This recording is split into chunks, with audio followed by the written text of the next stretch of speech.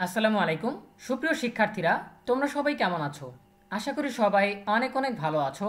পুরনো শিক্ষাক্রমে ছাপা হবে 2025 শিক্ষাবর্ষের নবম দশম শ্রেণীর পাঠ্য বই।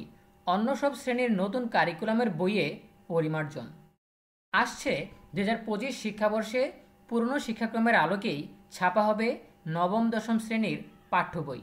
তবে নানা অসঙ্গতির সংস্কার ও পরিমার্জন করে নতুন শিক্ষাক্রমেই থাকছে অন্য সব শ্রেণীর বই।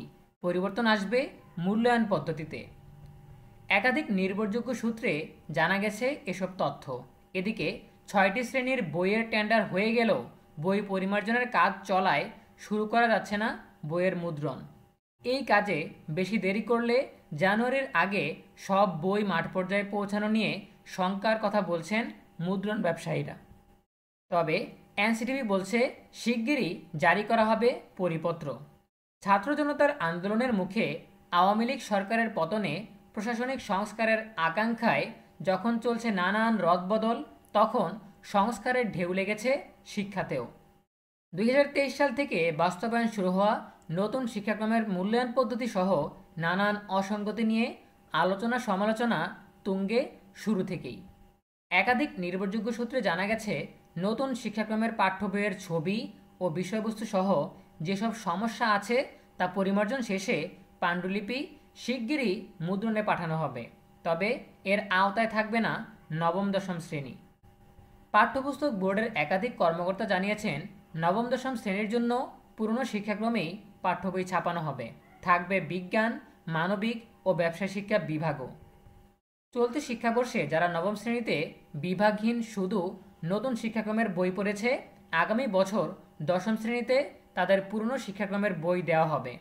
2026 সালে তাদের এসএসসি ও সমমান পরীক্ষা নেওয়া হবে সংক্ষিপ্ত সিলেবাসে।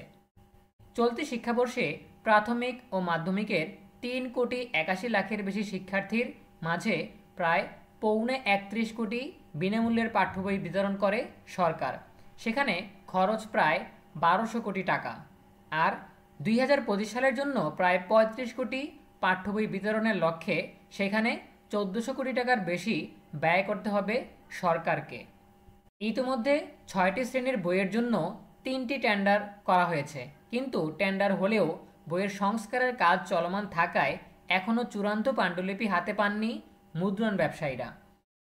সব বই জানুয়ারির আগেই মাঠ পর্যায়ে পৌঁছানো নিয়ে তাই এখন শঙ্কা তাদের।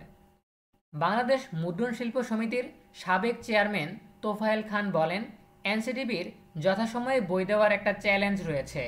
এইটা মোকাবেলার জন্য আমরা সহযোগিতা করতে চাই, তবে এটার জন্য ক্ষেত্র তৈরি করতে হবে। আগামী বছর ঠিক সময়ে শিক্ষার্থীদের হাতে যেন পাঠ্য বই পৌঁছায়, সেজন্য দ্রুত প্রয়োজনীয় ব্যবস্থা গ্রহণের পরামর্শ এই শিক্ষাবিদের।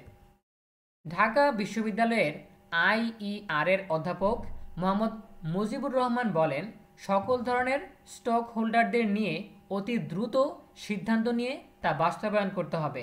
জাতীয় শিক্ষাক্রম ও পাঠ্যপুস্তক বোর্ড বলছে পরিমার্জনের কাজ চলছে, শিগগিরই পরিপত্র জারি হবে। নির্দিষ্ট সময়ে বই দেওয়ার লক্ষ্য নিয়ে কাজ করে যাচ্ছেন তারা। এনসিটিবির চেয়ারম্যান অধ্যাপক রবিউল কবির চৌধুরী বলেন, ক্রাইসিস সময়ে বই মুদ্রণে অতি দ্রুত সিদ্ধান্ত নিতে হয়। একটা জিনিস নিশ্চিত করতে চাই, জানুয়ারির 1 তারিখেই শিক্ষার্থীরা বই পাবে। তাদের শিক্ষার ক্ষেত্রে কোনো ধরনের বাধা হবে না।